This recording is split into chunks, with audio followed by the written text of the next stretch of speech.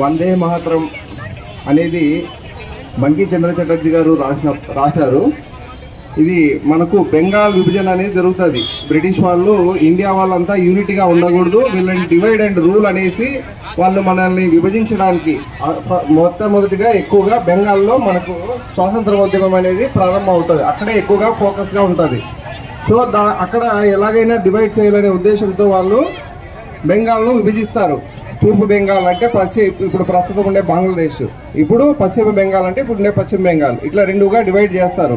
ఎందుకు మన స్వతంత్ర యోధులు సమరవీరులు ఎక్కువగా అక్కడే ఉంటారు, పశ్చిమ బెంగాల్ ఇప్పుడు తూర్పు బెంగాల్ అని.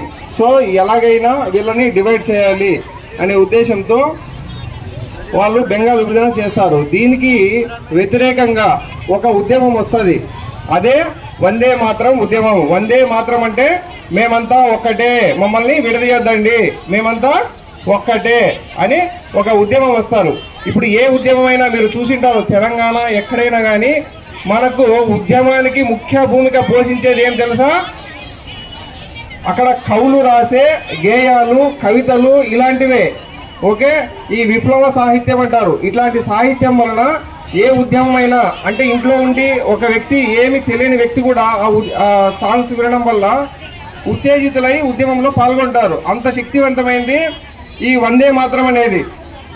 ఓకే, వందే మాతరం అనేది ఒక గీతమే కాదు, ఓకే, స్వాతంత్రోద్యమానికి ముఖ్య భూమిక పోషించినటువంటి ఒక గేయము. ఓకే, ఇది మనం ఖచ్చితంగా దీన్ని గుర్తించుకోవాలి. ప్రతి ఒక్కరూ ఈ గేయాన్ని స్మరించుకోవాలి. ఈ గేయాన్ని రచించిన వ్యక్తిని కూడా మనము ఖచ్చితంగా గుర్తించుకోవాలి. అందుకనే మన కేంద్ర ప్రభుత్వము ఈ గేయం రచించి 150 సంవత్సరాలు అయిన సందర్భంగా వందే మాతరం సంబంధించి ఈ సంవత్సరాన్ని, ఈ 150 సంవత్సరాలు దీనికి సంబంధించిన ఉత్సవాలు జరుపుకోవాలనేసి తీర్మానించింది. సో ఈ ఉద్దేశంగా మనం ఈరోజు ఆలగడలో జరుపుకుంటున్నాము. నాకు ఈ అవకాశం ఇచ్చినటువంటి అందరికీ ధన్యవాదాలు. వందే మాతరం.